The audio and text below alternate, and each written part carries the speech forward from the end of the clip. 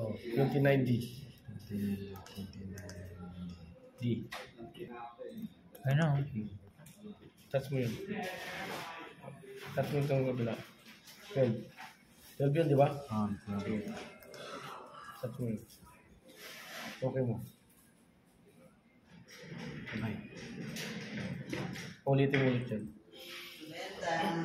Ulitin ko ano? 29D. 12. Ah, oo. Sige na? Yan. 29D. Oh, isa pa. Hindi.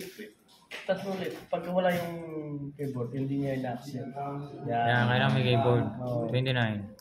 D. Touch mo muna yung number para i-accept niya. Tama. 12. Yan. 12. 1, 2. Touch mo yan. Pabayaan mo yan. Touch mo, hindi mo pwedeng i-touch ganito papunta dyan, hindi, ayaw. Kailangan ito yung original, ito yung duplicate. Oo. Yan, dito nilagay. Oo. Okay, confirm.